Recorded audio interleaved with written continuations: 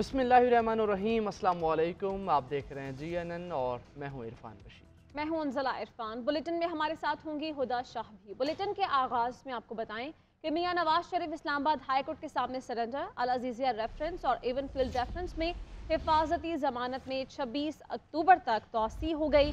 Justice मियां गुल हसन औरंगज़ेब ने इस्तफसार किया कि हिफाजती ज़मानत पर नैब का क्या मौक़िफ़ है। क्या आप नवाज शरीफ को गिरफ्तार करना चाहते हैं? प्रोसिक्यूटर जनरल नैब ने कहा कि नवाज शरीफ को गिरफ्तार नहीं करना चाहते। हिफाजती ज़मानत में तौसी पर हमें कोई एतराज़ नहीं है। जस्टिस मियां गुल हसन औरंगज़ेब ने कहा, क्या ये वही नैब है? चीफ जस्टिस आमिर फारूक ने रिमार्क्स दिए, अपीलों की बहाली रूटीन का मामला नहीं, आपने मुतमईन करना है कि अदालत से गैर हाजिर क्यों रहे। नवाज शरीफ जस्टिफाई करे क्यों इश्तिहारी हुए। जब डिक्लेरेशन इस किस्म का दिया जाए तो क्या वो फिर कह सकता है कि अपीलें बहाल करें? वकील आज़म नज़ीर तारड़ की हिफाजती ज़मानत में तौसी की इस्तदा दलाइल दिए। नवाज शरीफ जानबूझकर गैर हाजिर नहीं रहे, अदालत की इजाज़त से बैरून मुल्क गए। जस्टिस मियां गुल हसन औरंगज़ेब ने नैब को कहा कि आप कोई हतमी पोजीशन लें, ये आपके इदारे के लिए बहुत बुरा है, हमें आइंदा समात पर अपनी क्लियर पोजीशन बताएं। चीफ जस्टिस ने रिमार्क्स दिए, अगर मुखालफत नहीं करनी तो नैब रेफरेंसेस वापस क्यों नहीं ले लेता। अल अजीज़िया रेफरेंस और एवन फील्ड रेफरेंस अपीलें बहाल करने की दरख्वास्तें नवाज शरीफ इस्लामाबाद हाई कोर्ट के सामने पेश हुए। चीफ जस्टिस आमिर फारूक और जस्टिस मियां गुल हसन औरंगज़ेब पर मुश्तमिल बेंच ने समाअत की। नवाज शरीफ के वकील आज़म नज़ीर तारड़ ने अदालत में मौक़िफ़ अपनाया कि अदालत हमारी अपीलें बहाल करने की दरख्वास्तें पहले सुने। चीफ जस्टिस ने कहा, अपीलों की बहाली रूटीन का मामला नहीं, आपने मुतमईन करना है कि आप अदालत से गैर हाजिर क्यों रहे। नवाज शरीफ ने जस्टिफाई करना है कि क्यों वो इश्तिहारी हुए। आज़म नज़ीर तारड़ ने कहा कि नवाज शरीफ अदालत की इजाज़त से बैरून मुल्क गए, हम अदालत में मेडिकल रिपोर्ट्स पेश करते रहे हैं। जस्टिस मियां गुल हसन औरंगज़ेब ने प्रोसिक्यूटर जनरल नैब से इस्तफसार किया कि आपका क्या मौक़िफ़ है। प्रोसिक्यूटर जनरल नैब ने जवाब दिया कि नवाज शरीफ की हिफाजती ज़मानत में तौसी पर हमें कोई एतराज़ नहीं। जस्टिस मियां गुल हसन औरंगज़ेब ने रिमार्क्स दिए कि मैं इन केसेस में 5 साल बाद वापस आया हूँ, क्या ये वही नैब है? क्या अब नैब ये कहेगी कि करप्ट प्रैक्टिसेस का इल्जाम बरकरार है और इनको छोड़ दें? हम चेयरमैन नैब से पूछ लेते हैं कि आप पब्लिक टाइम क्यों ज़ाया कर रहे हैं। चीफ जस्टिस आमिर फारूक ने कहा कि अगर मुखालिफत नहीं करनी तो नैब रेफरेंसेस वापस ही क्यों नहीं ले लेते। जस्टिस मियां गुल हसन औरंगज़ेब ने नैब प्रोसिक्यूटर जनरल से कहा कि आप कोई वाज़े पोजीशन लें, ये आपके इदारे के लिए बहुत बहुत बुरा है। अगर आप चाहते हैं तो कल सरबमोहर लिफाफे में हमें अपने मौक़िफ़ से आगाह कर दें। अदालत ने नैब को नोटिस जारी करते हुए नवाज शरीफ की हिफाजती ज़मानत में जुमेरात तक तौसी कर दी कि मज़ीद समाअत जुमेरात।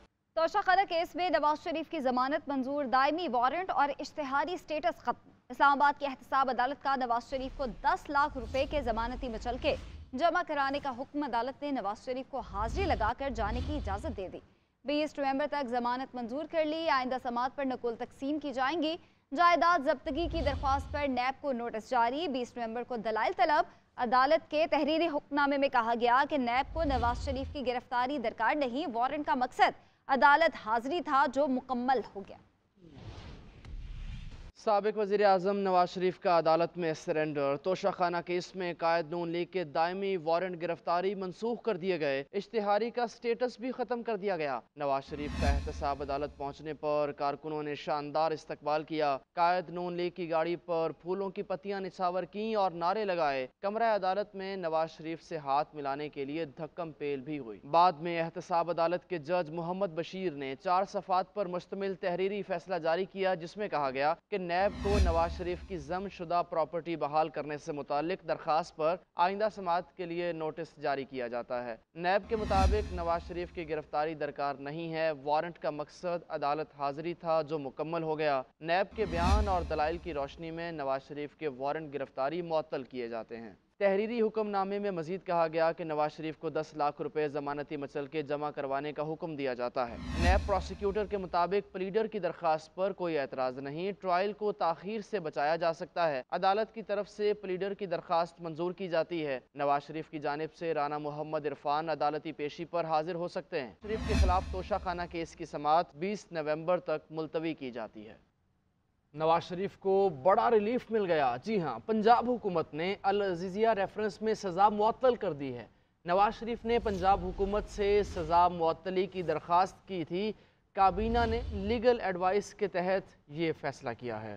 نواز شریف کی لندن روانگی سے قبل بھی سیکشن 401 کے تحت ہی سزا معطل کی گئی تھی۔ نگران وزیر اعلیٰ پنجاب محسن نقوی نے کہا، العزیزیہ ریفرنس میں سزا معطل نہیں کی، کیس عدالت کو ریفر کیا ہے، اب فیصلہ عدالت نے کرنا ہے کہ ضمانت ہوگی یا نہیں۔ العزیزیہ اسٹیل ملز ریفرنس میں نواز شریف کو ریلیف، پنجاب حکومت نے آئینی اختیارات کا استعمال کرتے ہوئے سزا معطل کر دی۔ حکومتی ذرائع کے مطابق نگران حکومت نے کرمنل پروسیجرل کوڈ کے سیکشن 401 کے تحت نواز شریف کی پروسیجرل کوڈ کے سیکشن 401 کے تحت حکومت کسی بھی مجرم کی سزا معطلی کرنے کا اختیار رکھتی ہے۔ اس سے پہلے لندن روانگی سے قبل اسی کیس میں نواز شریف کی سزا معطل کی گئی تھی۔ نگران وزیر اعلیٰ پنجاب محسن نقوی نے کہا کہ العزیزیہ ریفرنس میں سزا معطل نہیں کی، کیس عدالت کو ریفر کیا ہے، اب فیصلہ عدالت نے کرنا ہے کہ ضمانت ہوگی یا نہیں۔ یہ دورہ سمپل ہے، دو لفظوں میں آپ کو اس کا بریف کر دیتا ہوں۔ پہلی بات یہ کہ ایک اپلیکیشن آئی اور اس اپلیکیشن میں انہوں نے سزا کا کہا، یہ بزار صاحب کی حکومت میں انہوں نے ان کی بغیر سنے ریجیکٹ کر دی۔ ہم لوگوں نے صرف یہ کیا ہے کہ ان کو ریفر کر دیا ہے کورٹ پہ، اور اب کورٹ نے ڈیسائیڈ کرنا ہے کہ ان کی وہ ضمانت ایکچوئل میں رہے گی کہ نہیں رہے گی۔ ماہر قانون اشتر اوصاف کہتے ہیں قانون میں اس کی گنجائش موجود ہے، سزا کا معطل ہونا کوئی اچنبے والی بات نہیں ہے۔ ہائی کورٹ کے 2 جج صاحبان نے انہوں نے اپنے آرڈر میں لکھا کہ اس کی جو جتنی بھی مزید توثیق اور توسیع اور یہ سب چیزیں ہیں، اور پوائنٹ آؤٹ کیا کہ 401 CRPC اختیار دیتا ہے پروونشل گورنمنٹ کو سزاؤں کو معطل کرنے کا، اور اس میں کوئی اچنبے والی بات ہے، یہ قانون میں گنجائش موجود ہے۔ 24 دسمبر 2018 کو عدالت نے العزیزیہ ریفرنس میں نواز شریف کو 7 سال قید کی سزا سنائی تھی۔ کس شخص نے سپریم کورٹ کے 14 مئی کے الیکشن کروانے کے حکم کی خلاف ورزی کی؟ فیصلہ دینے والے بینچ کا آرڈر آف دا کورٹ کہاں ہے؟ آرڈر وہ ہوتا ہے جس پر سب ججز کے دستخط ہوں۔ چیف جسٹس قاضی فائز عیسیٰ کے الیکشن کیس کی سماعت کے دوران ریمارکس، چیف جسٹس نے نگران حکومت پر بھی سوالات اٹھا دیا۔ ریمارکس دیے، صاف شفاف انتخابات الیکشن کمیشن کو کرانے ہیں تو نگران حکومت کیوں بنائی جاتی ہے؟ ملک بھر میں الیکشن ایک روز کرانے سے متعلق درخواست واپس لینے کی بنیاد پر خارج کر دی گئی۔ سپریم کورٹ میں ملک بھر میں ایک ہی روز انتخابات کرانے کی درخواست پر سماعت چیف جسٹس آف پاکستان کی سربراہی میں 3 رکنی بینچ نے کی۔ درخواست گزار کے وکیل شاہ خاور نے موقف اختیار کیا کہ اب اس درخواست کی ضرورت نہیں رہی۔ کل عدالت پہلے ہی یہ معاملہ اٹھا چکی ہے۔ پہلے ایک درخواست پر عدالت نے 14 مئی کو انتخابات کا آرڈر دیا تھا۔ جسٹس اطہر مرزا نے استفسار کیا کہ آپ کو درخواست دینی چاہیے تھی کہ 90 دن میں الیکشن نہیں کرا رہے ان کے خلاف کارروائی کریں۔ چیف جسٹس نے استفسار کیا کہ الیکشن کا فیصلہ دینے والے بینچ کا آرڈر آف دی کورٹ کہاں ہے؟ فاروق ایچ نائک نے بتایا کہ 14 مئی کے الیکشن کا فیصلہ دینے والے آرڈر آف دی کورٹ موجود ہی نہیں۔ 90 روز کی آئینی مدت کی خود عدالت نے بھی خلاف ورزی کی۔ عدالت نے 14 مئی کا آرڈر دیا، وہ 90 دن سے باہر تھا۔ چیف جسٹس نے نگران حکومتوں کے نظام پر سوال اٹھاتے ہوئے ریمارکس دیے کہ 2 انتخابات نگران حکومتوں کے بغیر بھی ہوئے۔ فاروق ایچ نائک بولے، نگران حکومتوں کا کام شفاف الیکشن ہے جو آج تک نہیں ہوئے۔ چیف جسٹس نے کہا کہ شفاف الیکشن کا کام تو الیکشن کمیشن کا ہے۔ چیف جسٹس نے استفسار کیا کہ حکومت کی مدت مکمل ہونے سے عین پہلے اسمبلی تحلیل کرنے کا کیا مقصد ہے؟ الیکشن سے بہت پہلے کی اصولی موقف پر اسمبلی تحلیل کرنا تو الگ بات ہے، الیکشن سے عین پہلے ایسا کرنے سے کیا ہوگا؟ ایک ہی دن الیکشن والی درخواست اگر قابل سماعت نہیں تو ہرجانے کے ساتھ کیوں نہ خارج کریں؟ وکیل درخواست گزار بولے، وہ ہرجانہ اپنی جیب سے دینے کے لیے ہے۔ عدالت نے درخواست گزار کے وکیل کی جانب سے درخواست واپس لینے پر درخواست خارج کر دی۔ میاں صاحب نے مفاہمت کی بات کی ہے، کیا تحریک انصاف سے بھی بات ہوگی؟ اسلام آباد ہائی کورٹ میں سابق وزیر اعظم شہباز شریف سے صحافیوں کا سوال۔ شہباز شریف نے جواب دیا کہ میاں صاحب نے جو فرمایا اس پر وضاحت کی ضرورت نہیں رہتی۔ صحافی نے سوال کیا، آپ اب بھی عدالتوں میں ہی چکر لگا رہے ہیں؟ جس پر شہباز شریف کا کہنا تھا کہ ہم قانون کا احترام کر رہے ہیں۔ دوسری جانب نون لیگ کی سینئر نائب صدر مریم نواز یہ کہتی ہیں کہ اب تک کے بدترین ظلم و ستم اور چکی میں پیسے جانے کے باوجود پارٹی نواز شریف کے ساتھ پہلے سے زیادہ متحد ہے۔ ایکس پیغام میں انہوں نے لکھا کہ یہ ایک ایسی کامیابی ہے جس کے بارے میں کبھی نہیں سنا۔ یہ نیلسن منڈیلا آئے ہیں، سب سے پہلے اپنے بھائی سے حساب لیں۔ ان کے دور میں بے تحاشا مہنگائی بڑھی، لوگوں کے ساتھ اتنی زیادتیاں ہوئیں کہ وہ خودکشیوں پر مجبور ہیں۔ پرویز الہی کی عدالت پیشی کے موقع پر میڈیا سے گفتگو، کہا لوگ گیس اور بجلی کے بل ادا کرنے سے قاصر۔ انہوں نے مزید کہا کہ نوکریاں ختم ہو گئیں، اساتذہ کو بھی انہوں نے مارنا شروع کر دیا ہے. یہ جو کچھ کر رہے ہیں لوگ الیکشن میں ان سے حساب لیں گے.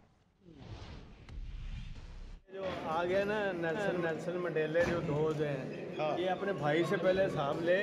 جتنی اس نے مہنگائی کی ہے، جتنی لوگوں کے ساتھ زیادتی اتنی ہوئی ہے کہ لوگ خودکشیوں پہ مجبور ہو گئے.